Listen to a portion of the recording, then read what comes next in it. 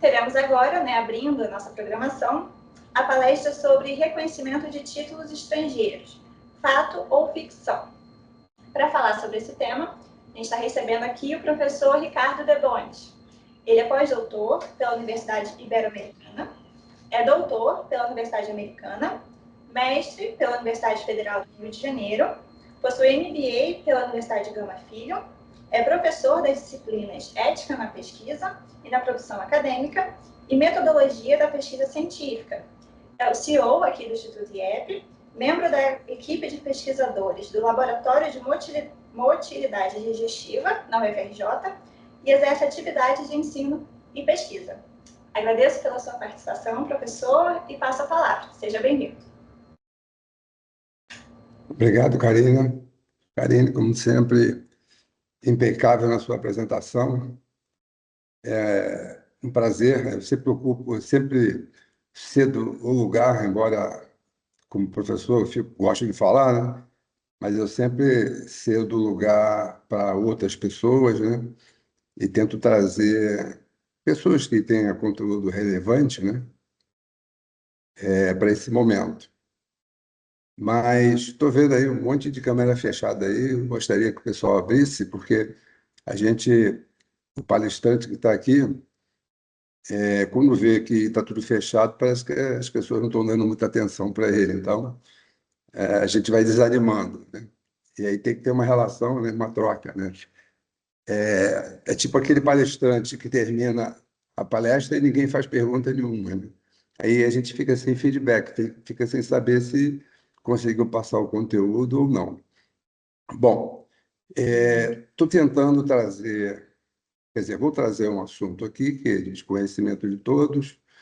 Eu costumo dizer que é a primeira ou a segunda pergunta que se faz quando alguém procura a gente para fazer um curso de pós-graduação fora do país, né? Se não for a primeira pergunta, é a segunda, é qual? Esse título vale no Brasil?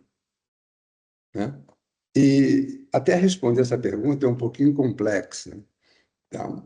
Mas, de imediato, né, a gente pode responder, é válido, tá? Mas essa resposta ela pode não ser 100% verdadeira, porque depende de um monte de condições. E eu pretendo agora explorar um pouco esse assunto. Acredito que a maioria já conheça bastante, mas mais em função também da última atualização da resolução sobre reconhecimento de títulos e revalidação, que aconteceu em dezembro de 2024. 19 de dezembro de 2024, antes de apagar as luzes do ano passado, eles soltaram essa resolução, que, de uma certa maneira, não impacta muito a gente, não, mas impacta o projeto de pós-graduação feito no estrangeiro, impacta bem. Eu também vou explorar bastante isso. Vamos aqui, então, eu vou compartilhar aqui a tela, tá? Para poder me guiar, né? Estou velho e esquecido já, então eu vou me guiar por algumas coisas. E já peço desculpas de antemão, que também é muito chato isso, pedir desculpas antes de começar, né? Como eu vou apresentar muita legislação, tem muita coisa escrita. Então, o slide não será apenas um quadro com tópicos para orientar. E eu fiz questão de grifar algumas coisas que é importante para todos nós, muito importante, e mais importante ainda para quem está fazendo o curso e quem pretende reconhecer o título do Brasil. Nem todo mundo precisa reconhecer, tá? É uma outra coisa também que eu pretendo deixar um pouco mais claro, tá? Mas quem pretende, é bom que preste bastante atenção, principalmente nas coisas que estão grifadas, tá? Deixa eu tentar compartilhar agora a minha tela. Eu também sou meio travado aqui com um pouco de tecnologia, mas vamos ver. Vocês estão vendo minha tela? Quem estiver vendo, é só fazer um sinal positivo assim. Sim, estamos vendo. Então, tá ótimo, né? Então, para mim, uma honra muito grande ver que nós já estamos no nosso 8º seminário, né? O nosso instituto começou de fato, posso dizer assim, não. Começou em 2021 e, de fato, a primeira turma foi em janeiro de 2022. Então, essa primeira turma, nós tivemos o seminário, só não tivemos a amostra de pôster. Por isso que tem uma defasagemzinha ali de 6 meses. Então, chegar ao 8º seminário, para mim, é um motivo de honra, né? E uma conquista. Conquista muito grande. O Brasil possui um ambiente ainda muito ruim para pós-graduação. A lei que foi criada na pós-graduação, vou mostrar aqui para você, é da década de 60, então precisa de reformulação. Pós-graduação é muito amplo e é uma parte importante do nosso crescimento. Ok? Então vamos lá. Vou passar aqui o primeiro slide para a gente poder ir seguindo. É muito comum as pessoas se referirem, né? Ah, o título vai ser revalidado, ah, o título vai ser validado, esse título vale no MEC, o MEC reconhece, né? Então, cada um usa uma terminologia e quem é do meio entende, entende, tá? Mas é bom, né? A gente que está no ambiente escolar, né? E estamos no nível de pós-graduação, então é bom que a gente use os conceitos corretos, né? Embora a gente entenda o que a outra pessoa esteja falando, é bom que a gente use a terminologia correta. Então, quando vocês ouvirem falar em revalidação, eles estão falando de graduação. Então, quem fizer a graduação no Japão, nos Estados Unidos, no Paraguai, na Argentina, seja algum lugar, e quiser que essa graduação tenha valor no Brasil, ou melhor, o curso de graduação é um curso profissionalizante.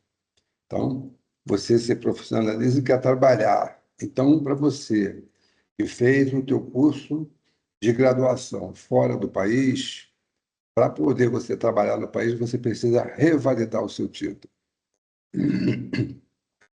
No caso da pós-graduação, o termo correto é reconhecimento. Então, você precisa pegar o seu título e levar numa universidade para ele ser reconhecido. Tá? No fundo, talvez seja tudo a mesma coisa, né? É validar o título, mas só que as terminologias são diferentes. Isso é mais complicado para mim do que para vocês. Por quê?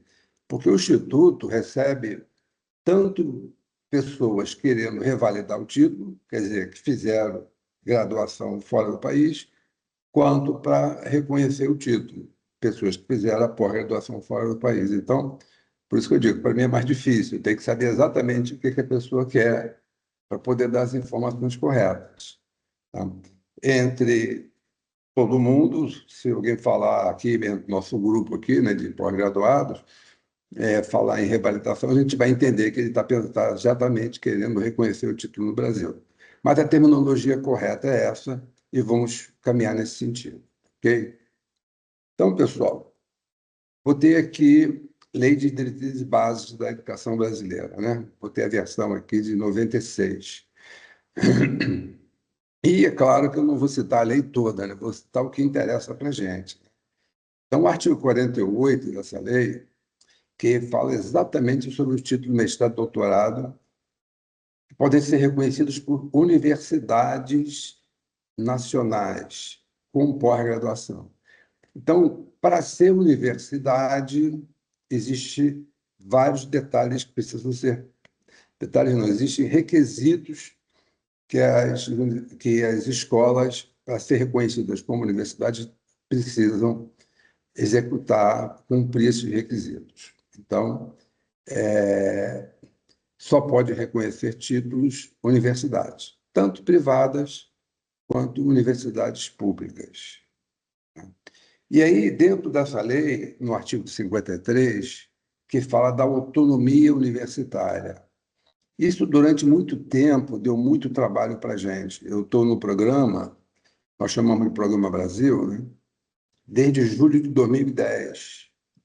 Então, julho agora, se, não, se eu não estou errando as contas, estou fazendo 15 anos nesse programa. Então, eu estou de cabeça, né? Eu comecei no programa como professor e e depois fui contratado para ser assessor, e tive vários contratos dentro do programa, acabei sendo coordenador, depois diretor, e hoje dirijo esse outro instituto, mas trabalhamos aqui no Paraguai. Nesses 15 anos, eu tive oportunidade de visitar diversas universidades aqui da América do Sul, e uma também de Cuba, entendeu? Mas sempre, como eu falei, voltando lá na primeira ou na segunda pergunta, né? Se os títulos são válidos no Brasil. Então, quando criaram esse artigo 53 da LDB, a autonomia universitária, eles tinham uns objetivos muito nobres, mas essa autonomia acabou complicando a vida dos pós-graduados. Por quê? Porque cada universidade criava a sua própria metodologia para fazer o reconhecimento. Elas eram autônomas e tinham coisas esdrúxulas e de maneira inacreditáveis. Por exemplo, você entrava com um pedido, uma solicitação de reconhecimento do seu diploma, aí mandavam você reapresentar a sua tese. Ué, sua tese você apresentou lá na tua escola de origem, né, onde você fez o seu mestrado ou o seu doutorado, você teve que passar pela banca. Aí chega no teu país, para você usar o título, manda você apresentar de novo, vão julgar de novo isso, não faz o menor sentido isso. Tá? Então, esse é um dos tipos de coisas que acontecia no passado. E outras coisas que não vale a pena eu ficar citando aqui. E aí, em 2016, o Conselho Nacional de Educação, que é um órgão do MEC, né, começou a botar ordem na casa, né? Começou a tratar especificamente desse processo, não, e tentando não entrar em desacordo com a Lei de Diretrizes e Bases. Porque, pessoal, olha só, existe um negócio chamado pirâmide de Kelsen. A pirâmide de Kelsen, o ponto mais alto da pirâmide é a Constituição. Então, as leis que vêm abaixo não podem ferir a Constituição. O segundo ponto são as leis do Congresso. Então, a Lei de Diretrizes e Bases foi uma lei promulgada, né, e elaborada pela Câmara dos Deputados. Então, ela é muito importante. Então, o Conselho Nacional da Educação, que é um órgão executivo, quando ele baixa uma resolução, ele não pode ferir essa lei, muito menos a Constituição. Aí olha a confusão que dá. A Constituição, ela estabelece direitos seus. Então, uma resolução do Conselho Nacional de Educação não pode tirar esses seus direitos, entendeu? Então, é aí que dava essa confusão toda. Bom, em 2016, né, ficou consagrado na, na resolução alguns conceitos que já tinham dentro da Lei de Diretrizes e Bases, para poder acontecer exatamente o que eu acabei de falar. É não ferir a lei maior, entendeu? Então, eu estou destacando aqui coisas básicas que existe ainda na LDB, que a resolução que veio depois não pode violar, não pode ser fazer qualquer coisa contra. Tá? Talvez eu não esteja usando o termo adequado, mas eu estou tentando falar de uma maneira para que todos entendam, né? Então, exigência básica, a qualidade da instituição estrangeira. Esse é um negócio extremamente difícil de você lidar. Eu tive diversas vezes em Brasília, eu conversei algumas vezes com o camarada que era presidente da CAPES na época. A CAPES é quem controla a pós-graduação no Brasil. E é muito difícil. E aí, numa das discussões com eles falavam que só poderiam aceitar, e eles orientavam os reitores de diversas universidades, e, infelizmente, existem ainda algumas universidades que não esqueceram essa orientação, embora o cara já tenha morrido, de fazer discriminação de alguns títulos. Então, por uma vez, ele veio falar dessa qualidade, né? E discriminava alguns países, algumas instituições, e aí eu não aguentei, né? Não aguentei e falei para ele, já que você fala tanto em qualidade, por que que na relação anual das 200 melhores universidades do mundo, o Brasil quase não aparece? Então, como é que você está falando de qualidade se nenhuma universidade brasileira não aparece na, no principal ranking das melhores universidades do mundo? Então, não me venha falar de qualidade. Nos últimos rankings, talvez nos últimos 10 ou 15 anos, quando aparece a USP ou a Unicamp. Se eu não me engano, o ano passado, 2024, foi 2023, 2024, apareceram 3 universidades brasileiras, dentro das 200 melhores universidades do mundo. Veja bem, não estamos falando de critério, né? Para dizer que um é melhor do que o outro, eu preciso saber sobre que critérios, né? Mas então, voltando aqui, foi estabelecido lá na Lei de Diretrizes e Bases que a gente tinha que olhar para a qualidade das instituições a qual você vai fazer uma pós-graduação. Tá? E também a equivalência do curso. Essa é uma outra coisa muito, mas muito discutida. Por quê? Se você olhar 2 cursos, escolhe aí, 2 cursos de pedagogia, pode ser de graduação ou de pós-graduação, de mestrado ou de doutorado. Dentro do Brasil, de 2 instituições diferentes, você vai ver que eles são cursos que têm projeto pedagógico diferente. Pô, se você não tem, dentro do próprio país, essa equivalência, né, ou igualdade, ou semelhança, como é que você vai querer que um curso feito fora do país seja igual ao que é feito dentro do país? Então, essa é uma das discussões que a gente vem tendo já há muitos anos dentro do Ministério da Educação, em diversas comissões ligadas à educação, sobre isso. Por quê? Porque quando você vai fazer uma pós-graduação fora do país, em tese, a gente está buscando um conhecimento que a gente não tem dentro do país. E aí a gente traz para cá esse conhecimento e não consegue divulgar porque o teu título não foi reconhecido. Tá? Então, matéria de discussão. Tá? E também a produção acadêmica, a sua dissertação ou tese e as publicações. Esse é um fator muito importante que se mantém vivo até hoje. Então, cada um tem o seu objetivo para fazer sua pós-graduação. Não vamos aqui fazer juízo de valor do objetivo de quem quer que seja. Tá? Vou citar uns 2 exemplos. Tá? Por exemplo, nós tivemos um aluno aqui, ele era psicólogo, e ele é ainda dono da maior fábrica de embalagens que tem na Amazônia. O cara é rico, ou para lá de rico, 5 vezes rico. E ele queria o curso de mestrado. Ele veio e fez aqui o curso de mestrado em saúde, certamente para pendurar na parede. Então, o objetivo dele era conquistar esse título.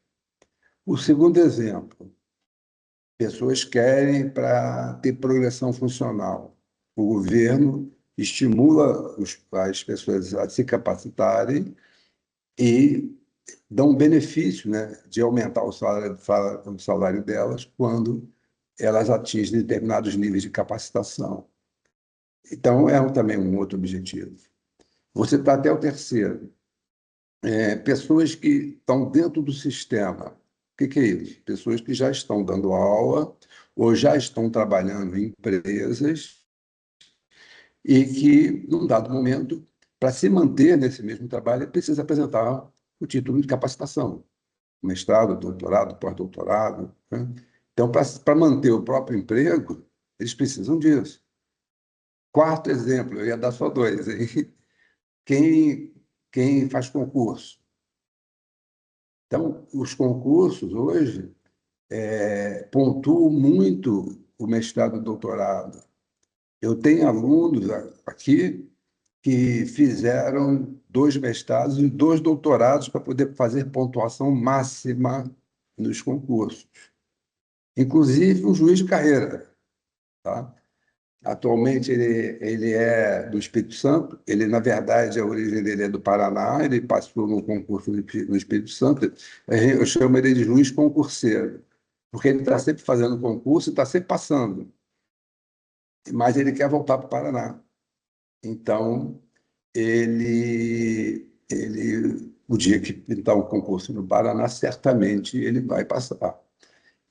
E ele tem 2 mestrados, eu acho que um doutorado, tenho muita certeza não, mas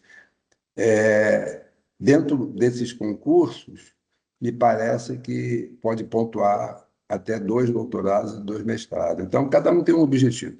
Então, a gente não discute qual é o objetivo da pessoa, ok?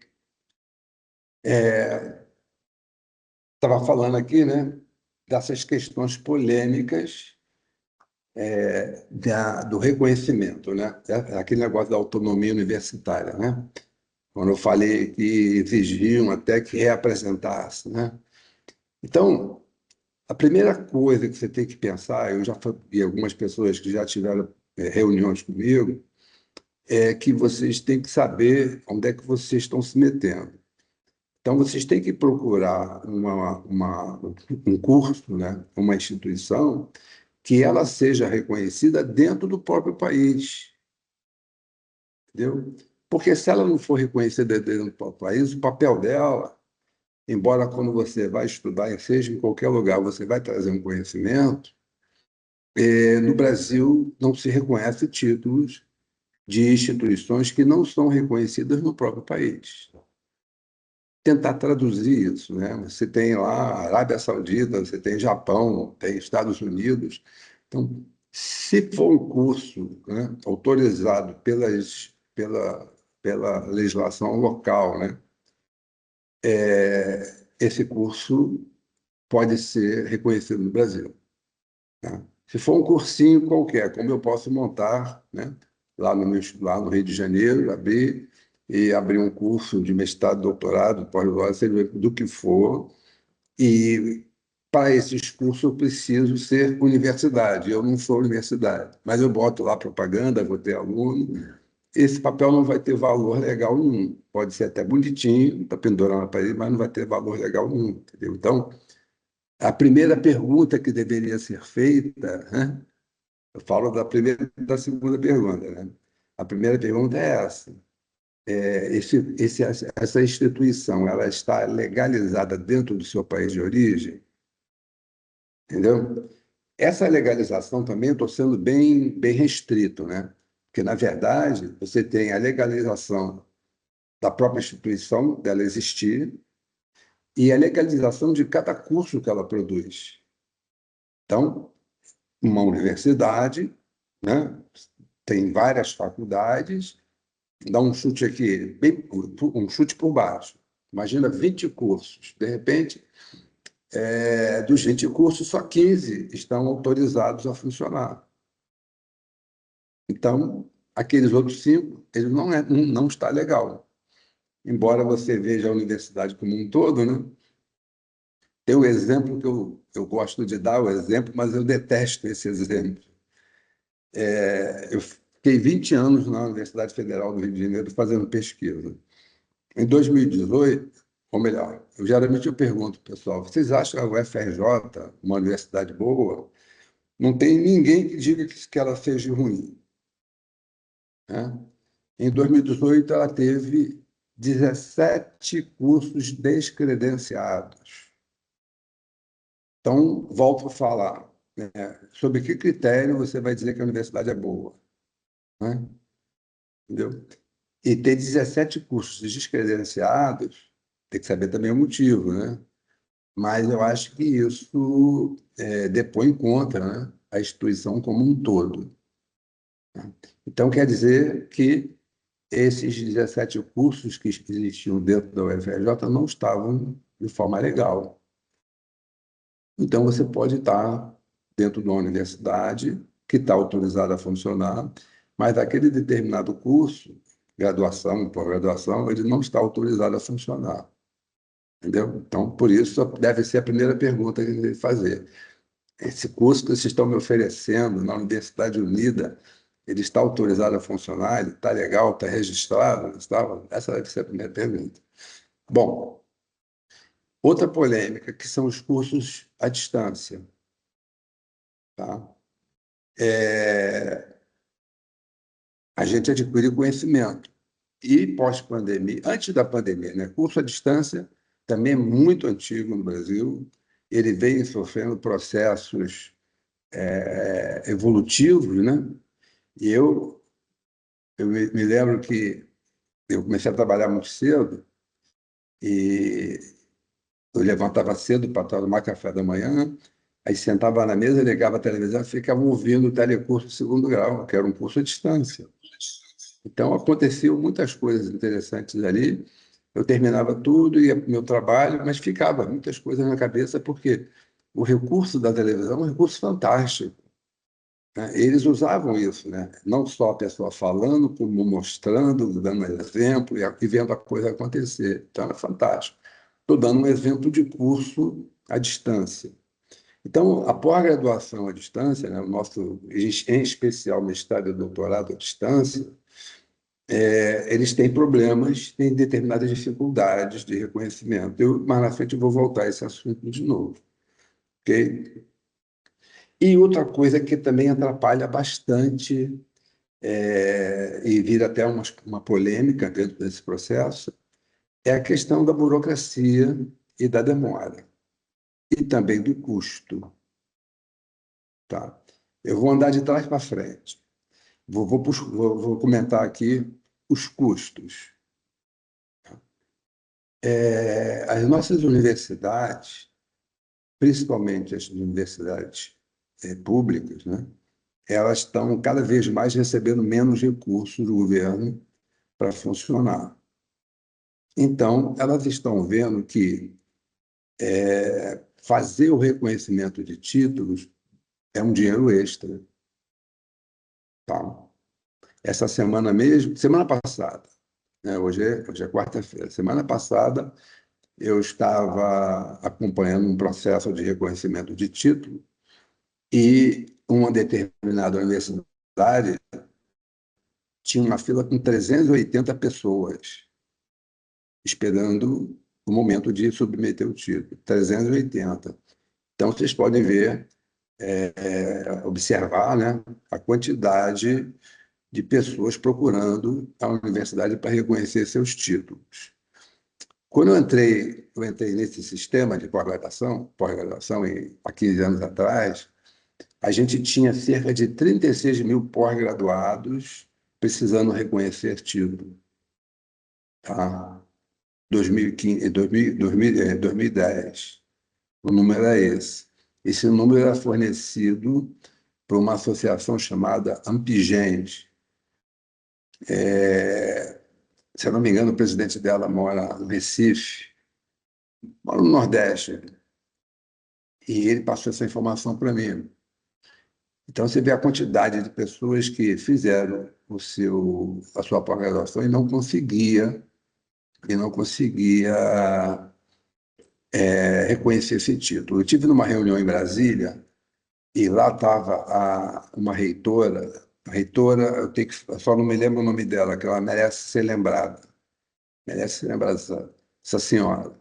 Ela era presidente da Associação dos Reitores das Universidades Públicas no Brasil. E ela falou com muito orgulho que tinha processos para reconhecer título na Universidade Federal de Santa Catarina há 10 anos. Então, tinha aluno há 10 anos esperando uma resposta da comissão e ela não dava. Entendeu? Eu não sei o que passa na cabeça de um ser humano desse. Eu não sei. Ainda fala com orgulho que tem título lá que está há 10 anos lá. Pô, ou diz que sim ou diz que não, pô. Sentar em cima e deixar o interessado esperando, você tortura. Entendeu? Então, essa é uma das coisas também, né? Mais uma dessas coisas malucas que acontecia, né? Hoje eu acho que não acontece mais, nesse processo. Eu falei que ia comentar de trás para frente. Então, as universidades públicas, que recebem poucos recursos, descobriram que é um negócio. E as privadas vivem do negócio, né? É privada, ela tem como objetivo ganhar dinheiro. Então, elas vão cobrar mais caro. Mas aí também tem um outro lado, né? O processo é burocrático e demorado. As universidades privadas costumam ser mais rápidas. Vou comentar mais na frente, quando eu começar a falar das resoluções, vou começar a falar desse tempo. Ok? Então, nós temos a famosa Carta de Assunção, né? Que criou o Mercosul, e dentro dessa criação do Mercosul foi feito a admissão de títulos e graus universitários. Vou dar um exemplo. Eu falei para vocês que eu comecei há 15 anos atrás a dar aula no Paraguai. Eu não tive que reconhecer meu título aqui no Paraguai. Simplesmente apresentei uma cópia autenticada, apostilada, né, do meu diploma de mestre. Na época eu só tinha o mestrado, e eu apresentei. E simplesmente, até hoje, não me exigiram nenhum outro documento. Eu tenho amigos que fizeram pós-graduação na Europa. No Brasil, não reconheceram o título deles. Tem um em especial que trabalha em Singapura, no alto laboratório de pesquisa lá, avançadíssimo. E ninguém pediu o reconhecimento do título dele. Entendeu? Então, o Brasil que ainda mantém esse tipo de coisa, atrapalhando o crescimento universitário, né? E o crescimento como um todo, a capacitação das pessoas como um todo. Como eu falei, falta dizer, né? É a primeira ou a segunda pergunta. Esse título vale no Brasil porque existe essa questão. Mas, em especial, e como eu falei aqui no Mercosul, eles criaram a admissão de título. Admissão não é reconhecimento. Então, tem muitas instituições no Brasil que aceitam os títulos sem precisar reconhecer. A gente até recomenda que reconheça, porque eu falei que tem instituições que aceitam o título, admitem esse título, sem o reconhecimento. Tá? Então, muda de uma instituição para outra. Se você reconhecer o seu título, aí passa a ser nacional. Todas elas são obrigadas a aceitar. Entendeu? Então, existe essa figura da admissão de títulos, né? E a figura do reconhecimento de título. Então, por isso que eu digo, nem todo mundo precisa reconhecer, nem todo mundo quer reconhecer. Ok? É importante destacar isso. Esse acordo no Mercosul permitiu isso. A outra exceção é Portugal também. Tá? Eu não trouxe para cá a legislação, mas Portugal também não deveria precisar reconhecer os títulos de Portugal aqui. Acordo mais antigo que a gente tem nessa área. Ok? Mas aí, finalmente, né? Finalmente, o MEC, dentro do seu Conselho Nacional de Educação, resolve, em 2016, botar ordem na casa. E aí eles criaram essa resolução, resolução número 3, em que ela ela descreveu, né? Está descrita a regra. Uma vez que você tem uma regra, é só seguir a regra. Seja difícil de seguir ou seja fácil de seguir, a regra existe. O que não podia ser é cada universidade ter sua regra, né? Aí muda de uma para outra e pode chegar naqueles absurdos que eu já falei. Então, a partir de 2016, o Conselho Nacional de Educação baixou a regra, e que eu vou citar aqui coisas só que eu considero interessantes, né? Então, ela definiu, né, os critérios gerais, prazos e documentos exigidos. Prazo, no máximo 6 meses. Então, se encontrar alguma maluca que senta em cima do título por 1 ano, 2 anos, 10 anos, vocês podem processar a pessoa, porque não está fazendo o trabalho dela. Porque a resolução do Conselho Nacional de Educação, ele diz que é no máximo 6 meses. Tá?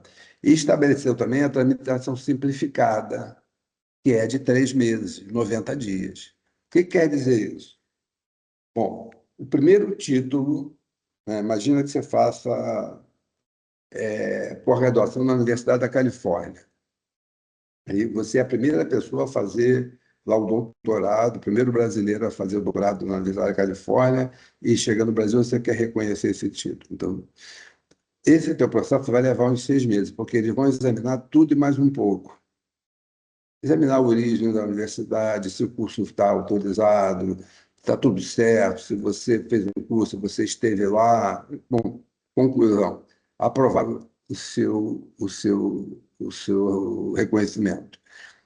Aí, esse estudo que a universidade que reconheceu o seu título fez, ele vale por 10 anos.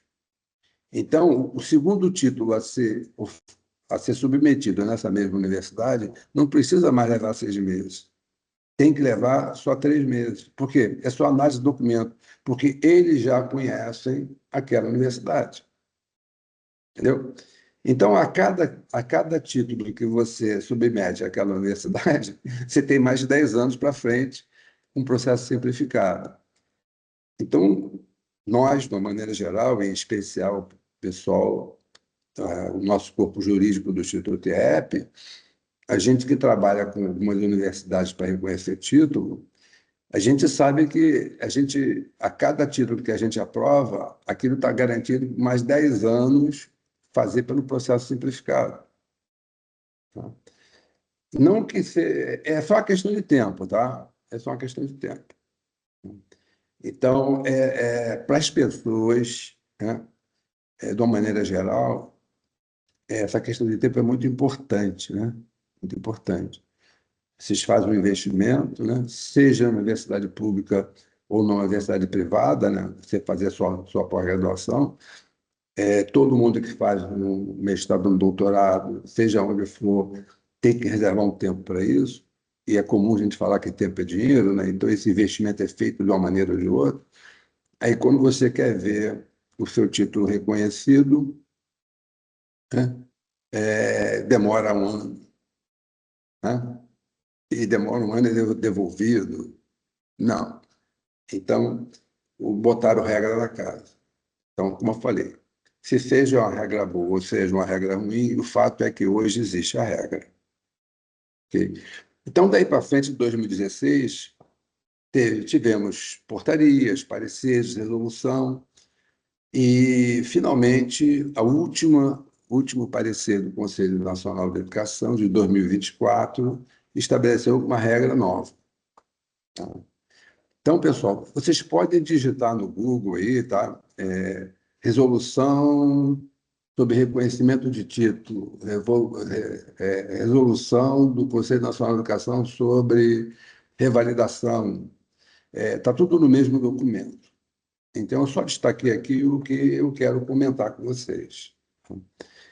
Então, sobre o que interessa para a gente nesse momento é a graduação. Então, no artigo 20 dessa resolução de 2016, de 2024, que é aquela resolução que eu falei que foi o apagar das luzes, né? Então, no seu artigo 20, que fala sobre reconhecimento, ele diz que vai abranger o quê? Primeiro, a análise da regularidade e legalidade da instituição e do curso. Foi o que eu falei lá atrás sobre a LDB. Então, essa resolução, ela não contradiz a LDB, ela respeita a LDB, tá? Então, é importante, né? Primeira pergunta que eu falei que devia ser, né? Se o curso é regular, se ele está legal, né? Bom, no segundo aqui, a avaliação de desempenho acadêmico do interessado, a avaliação do mérito do desempenho acadêmico. Quer dizer, o aluno tem que passar no curso, né? E, durante o curso, ele precisa abraçar esse curso e virar o acadêmico. Como eu falei, cada um tem o seu objetivo, ponto. Mas tem que fazer o curso para poder ter o diploma, tá?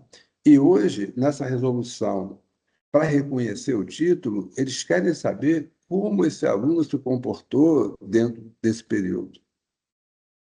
Então, é pedido isso. Abro um parênteses aqui, só para falar do nosso programa, né? Programa Brasil, do Mercosul de Pós-Graduação, implantado aqui na Universidade Unida.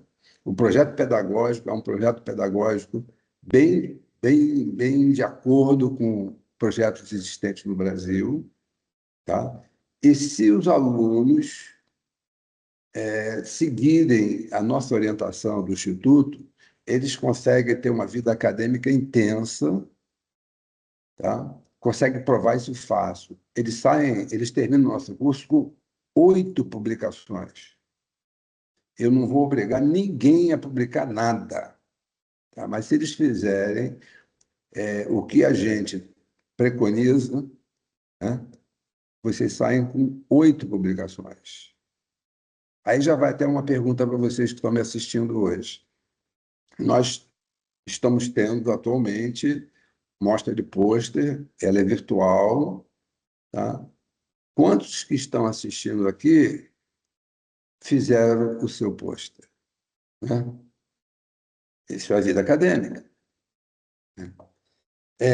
Mais abaixo, aqui o número 3, análise das condições da organização acadêmica do curso. Isso, quando eu falei que o primeiro título que você submete a uma instituição, eles vão querer saber essas condições, como é que é organizado, como é que são os cursos, entendeu? Mas isso não é um problema, né? O outro, o desempenho dessa instituição. Então, falei lá atrás que eu briguei com o presidente da CAPES sobre as universidades brasileiras que eram inseridas nas 200 melhores do mundo. Então, essa resolução quer saber isso também, tá? Só que não nesse nível das 200, né? Então, por exemplo, atualmente, o Instituto IEP, quando cuida de processo de reconhecimento, a gente apresenta a avaliação, no caso aqui da Unida, ou no caso da Columbia do passado, ou da Americana, da Universidade Americana que eu trabalhei, a gente apresenta a posição do ranking dela dentro do Paraguai e dentro da América do Sul, entendeu? Para poder preencher esse requisito da resolução, certo? Então, dentro mesmo do artigo 20 que eu estou falando, né? Aqui no parágrafo primeiro, o processo de avaliação deverá considerar as características do curso estrangeiro, como eu falei lá atrás. Se dentro do Brasil você não tem cursos com o mesmo conteúdo programático, o mesmo projeto pedagógico, como é que você vai querer que lá fora tenha um curso parecido com o seu aqui dentro? Então, a resolução diz assim: vocês têm que considerar as características do curso estrangeiro, né? A pessoa vai, faz um curso, ele é aprovado, recebe o seu diploma, né? E o curso seja bem diferente do curso que que é feito no Brasil. Você tem que respeitar. Então, a comissão que vai avaliar isso tem que entender isso. O que a gente tem visto por aí é o seguinte: eles fazem, né? Nosso curso é assim, e o curso que está sendo avaliado é assado. Ah, então não serve. Não, não é isso que está dizendo a regra, entendeu? No segundo aqui, o processo de avaliação deverá considerar mesmo, né, mesmo que esses programas sejam diferentes, que eu acabei de falar. Entendeu? Aí fala, aqui no quarto ponto, dos documentos que devem ser apresentados, né? Não vou me estender pela quantidade de documentos, mas é o de sempre, né?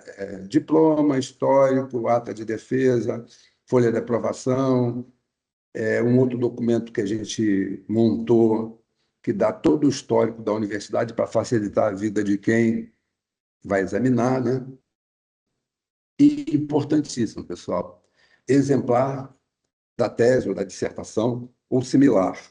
Então, no slide de trás, eu falei que tem que respeitar, né, as características do curso da frente. De repente, existe uma tendência mundial também não ter, e no Brasil também, nós temos diversos cursos de mestrado e doutorado que não tem mais a apresentação da monografia. Eles usam artigos, entendeu? Então, tem uma tendência de mudança aí. Eu não consigo dizer em que direção vai e qual seria a melhor direção. Eu não consigo dizer isso, entendeu? Mas existe, e como tudo na vida, né? Estamos sempre em mudança, estamos sempre evoluindo, estamos sempre procurando coisas novas. Nem sempre a gente chega num lugar muito bom, né? Mas eu tenho certeza que a direção é sempre pensando no melhor. Então, dentro do nosso, aí sim, dentro da nossa realidade, é importante que você siga as normas para poder apresentar a sua monografia. Aqui, quando eu boto esses pontinhos, eu quero dizer que a lei continua, eu só tirei o que me interessava, entendeu? Estou só dando uma explicação aqui, porque na montagem dos slides, o meu objetivo aqui é comentar essas coisas, então não preciso colocar tudo, e sim as coisas que são mais importantes. Aqui, de novo, né, nesse item 5, descrição resumida das atividades de pesquisa realizada, trabalhos científicos decorrentes da dissertação ou tese, publicados ou apresentados em congressos, reuniões acadêmicas, científicas, em livros. Então, pessoal, eu até brinco com meus alunos, né, que pergunta de banca de tese, né, banca de defesa. Qual é a pergunta da banca de defesa? Para que serve o seu trabalho? Né? Você fez isso para quê? Na verdade, eles não falam dessa maneira, né? Essa maneira muito arrogante, né? Eles falam assim: qual é o aporte científico que o seu estudo nos trouxe? Qual o valor que trouxe para a sua comunidade? Entendeu? Eu vou perguntar de maneira erudita, uma maneira bonita, né? Mas, na verdade, é isso aí: para que serve o seu trabalho? Então, na resolução, isso também está escrito, né? Quer saber as suas atividades, né? E saber se você publicou o seu trabalho, se o seu trabalho produziu alguma coisa. Então, por isso é importante a gente fazer uma publicação, nem que seja uma. Eu tenho um monte de história para contar sobre isso, de pessoas que conseguiram reconhecer o seu título porque teve uma única publicação. Eu estou dizendo para vocês, se vocês seguirem a orientação que a gente oferece dentro do Instituto EPS, vocês vão sair com 8 publicações. Tá? Mas tudo bem. E aqui, no sétimo item, comprovante que demonstre o período de estada no exterior quando da realização do curso. Então, isso é a novidade dessa última resolução. Tá? Essa é a novidade. Eles mudaram isso em dezembro de 2024. Não fui eu que mudei, pessoal. Nem me perguntaram se podiam fazer. tá? Então, o Conselho Nacional de Educação resolveu exigir esse documento, tá? Eu não quero entrar muito a fundo nisso, por quê? Porque eu vou ter que expor determinados cursos que são oferecidos por aí, de características diferentes, entendeu? Então, só me permite contar uma partezinha do contexto que a gente está vivendo hoje. Durante a pandemia, nós ficamos praticamente um ano, né? Ou vou reduzir um pouco, 6 meses. Nós ficamos 6 meses abobalhados, sem entender o que estava acontecendo. Pandemia é uma coisa que a gente via só nos livros. E, de repente, ela abria a nossa janela e não vê ninguém na rua. A gente estava, de fato, vivendo uma pandemia. E levamos aí uns 6 meses tentando respirar, e outros nem conseguiram respirar e pereceram. E aí, após mais ou menos, essa data de 6 meses não é uma data precisa, não, tá? Só usando como exemplo. Depois de mais ou menos 6 meses, começaram a ver, peraí, a gente parou de estudar, pandemia, está todo mundo em casa, mas a gente pode parar de estudar. E já havia tecnologia o suficiente para a gente começar a estudar mesmo dentro de casa. Então, os projetos pedagógicos, que sempre são muito rígidos, né, eles começaram a abrir espaço para usar as tecnologias digitais para continuar com as aulas. Citei aula, mas para continuar com tudo, com tudo. Tudo que pudesse ser feito à distância foi feito. Tá? Tanto que agora gerou outro problema, né? Os escritórios, eu sou do Rio de Janeiro, você passa no centro da cidade, os escritórios estão vazios, porque muitos escritórios, com muitas prestações de serviço, não precisam estar lá presencialmente para executar aquele serviço. Então, mudou. E aí, o nosso curso aqui, mestrado doutorado, ele está dentro do projeto pedagógico como presencial, entendeu? E as tecnologias digitais síncronas, que é o que a gente está fazendo aqui agora, vamos dizer, essa aula que está sendo dada, né, está sendo dada nesse dia, né, dia 23 nesse horário, né, e então ainda eles permitem que isso se faça. Houve uma ruptura de paradigma. Então, vou dar um exemplo aqui, tá? Aqui mesmo nessa faculdade, aqui tem um curso muito forte em medicina. Praticamente toda a parte teórica do curso de medicina é feita de maneira remota. Só a parte prática é feita de forma presencial. Entendeu?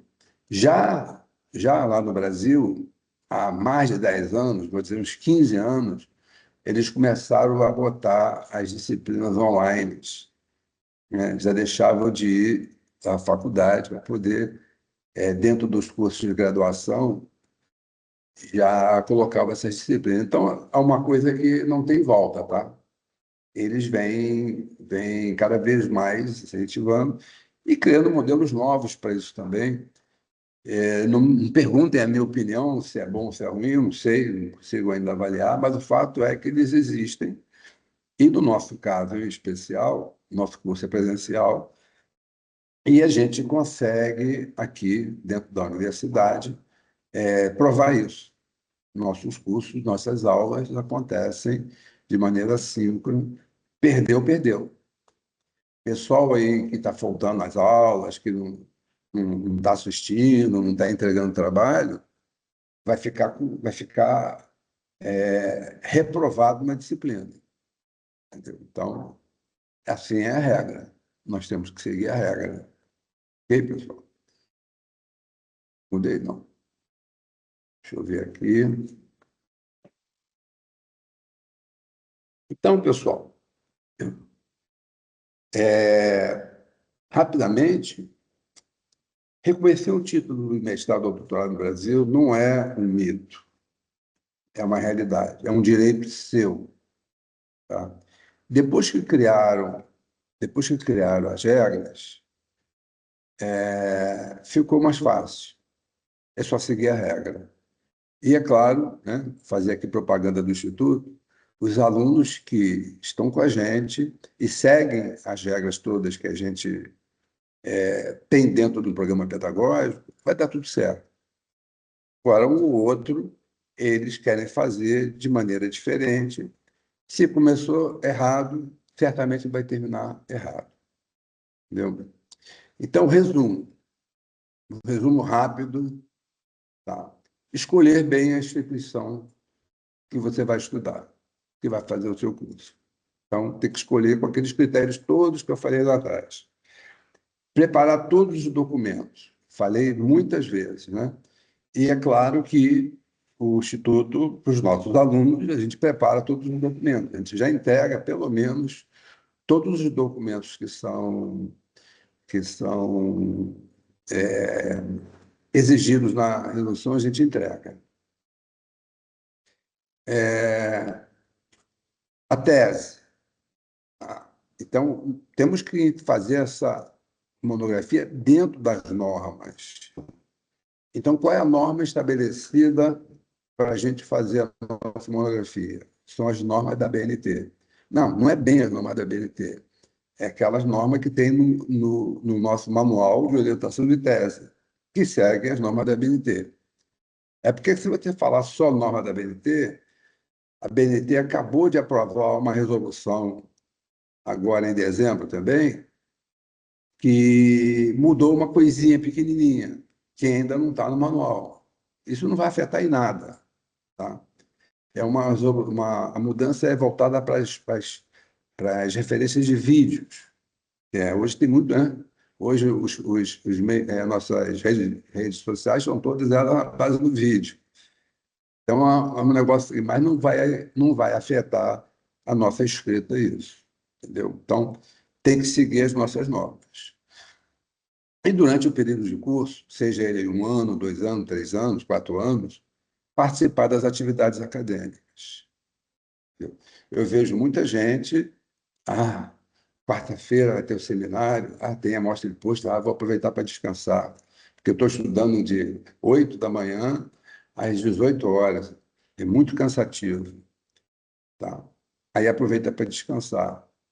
Aí, quando ele quer submeter o título dele, fica ligando para mim se eu consigo um diploma, um certificado do seminário que teve o ano passado, que teve o outro ano. Eu recebo esse tipo de ligação, pessoal. E como eu falei, é ciclo, né? Se você fez, fez. Se você não fez, não dá para fazer de novo. Então, não deixem para lá. Vamos participar. E é tão fácil, né? Tão rápido isso. Publicar pelo menos um artigo de tese ou dissertação, da sua tese ou dissertação. Como Assim, falei atrás, ó, falei alguém está falando? Como eu falei atrás, tem alunos que conseguiram o seu reconhecimento porque publicaram um artigo da nossa revista. Entendeu?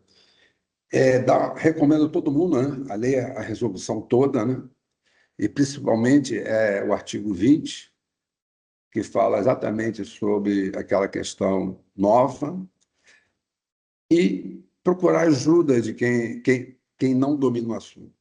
Eu falei, depois que você botou regra, ficou fácil, é só seguir a regra, tá?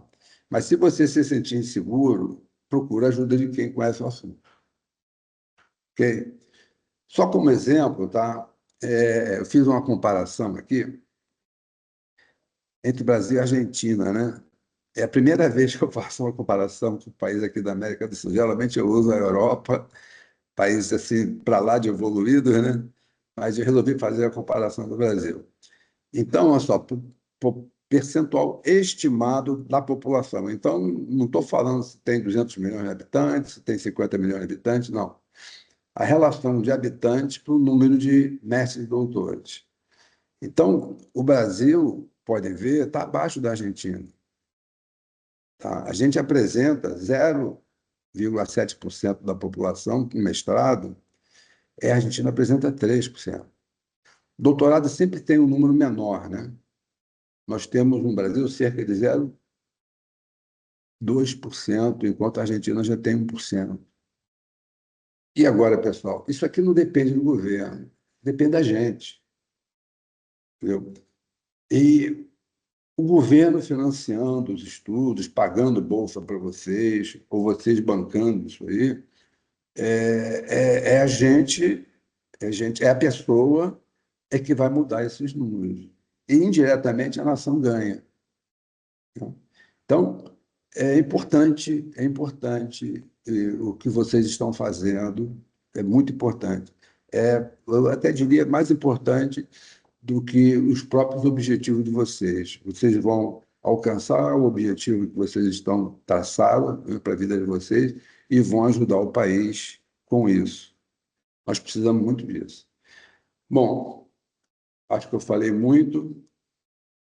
Não sei se existem perguntas, se alguém quer fazer alguma pergunta, alguma colocação. Karina, por favor. Karina, por favor. Oi, estou por aqui. Chegou uma pergunta aqui no nosso WhatsApp, professor, que é em relação a se existe um prazo para dar entrada nesse reconhecimento. Ela diz aqui, foi mandado pela Sandra, ela diz aqui que terminou o mestrado dela em 2022, mas até o momento ela não entrou com reconhecimento.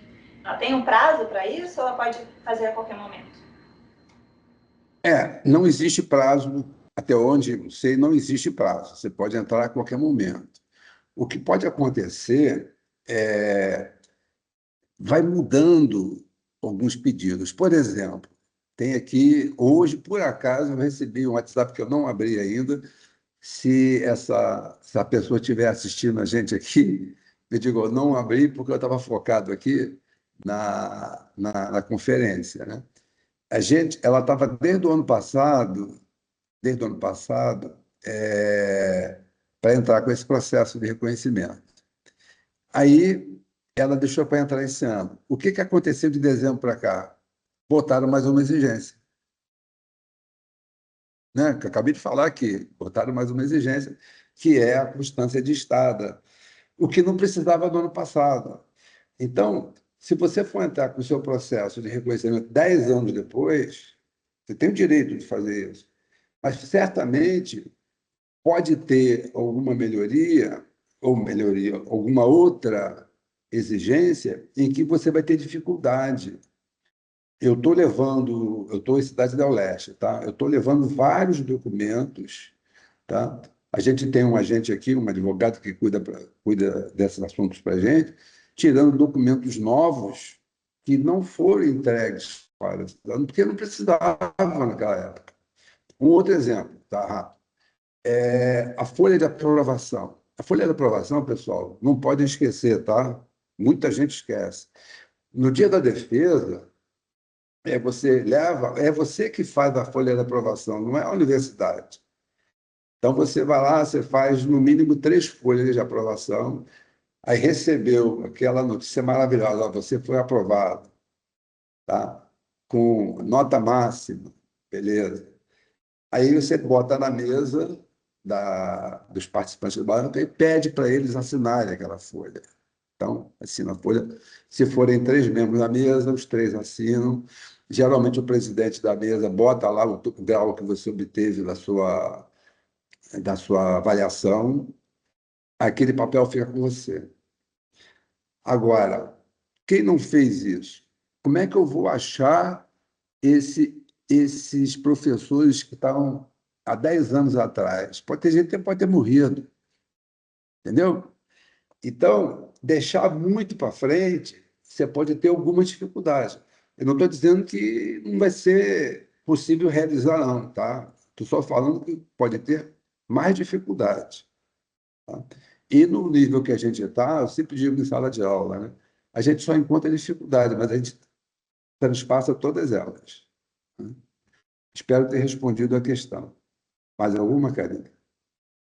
Bom, tem um pessoal aqui comentando sobre o visto, né? Que a gente está sempre aqui pedindo o visto, né? Existe alguma coisa que, em relação ao visto para o reconhecimento, né? O tempo que ela tirou o visto, tem que coincidir com o curso, né? A questão do visto vai naquela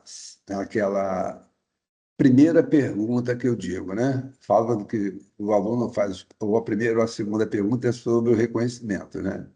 Então, eu falei que a primeira pergunta é você escolher uma universidade que esteja legal no país de origem que você vai fazer o curso. Então, para você ser legalmente matriculado numa escola, ou, em especial, na universidade que você está fazendo o curso, você tem que entregar uma série de documentos. Carteira de identidade, provar que você tem graduação, histórico de notas, né? O histórico escolar. Então, você tem que entregar alguns documentos. E o visto, em especial aqui no Paraguai, é exigência obrigatória. Então, você tem que ter o visto. E como está no na nossa página de internet, está nas nossas lives sempre, eu já cansei de repetir, volto a repetir, quanto antes você tirar esse visto, melhor. Tá? Por quê?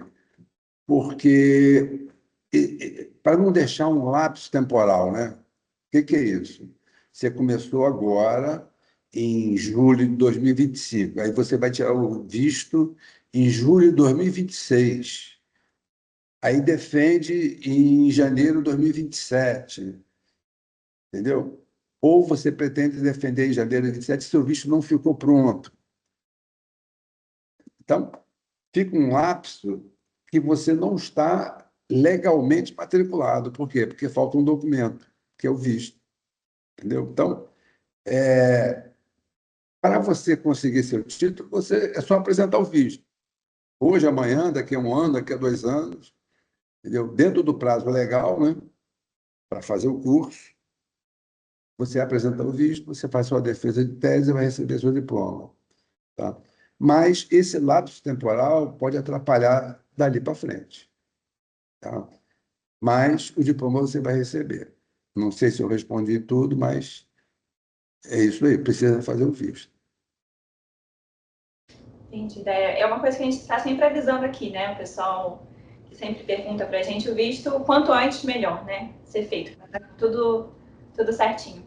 Bom, pessoal, eu vou pedir para quem tiver mais dúvidas mandar para a gente aqui, a gente repassa para o professor, tá? Que a gente está aqui no horário já da nossa próxima palestra. Então, quero agradecer aqui o professor Ricardo pela participação de hoje, pela sua contribuição, tá bom? Vou passar a palavra para a sua despedida aqui. Bom, pessoal, estamos sempre abertos aí a qualquer questionamento, né? Espero que eu tenha conseguido passar a importância e essas mudanças que acontecem dentro da legislação brasileira, coisas que não dependem da gente. Quando, como eu falei, estou há 15 anos nesse processo. Quando, em 2016, o Conselho Nacional de Educação baixou a regra agora é essa, isso deu uma alegria muito grande, porque existem colegas nossos que ficaram frustrados porque bateram na primeira trave e desistiram, entendeu? Porque as regras, cada universidade era de um jeito. Agora não, agora a gente tem uma regra. Então, é só cumprir essa regra, tá? Um abraço para vocês, espero que vocês aproveitem aí nosso seminário. Já estou vendo que o professor Juan Irineu já está aqui. Seja bem-vindo, professor, e uma boa tarde para todos.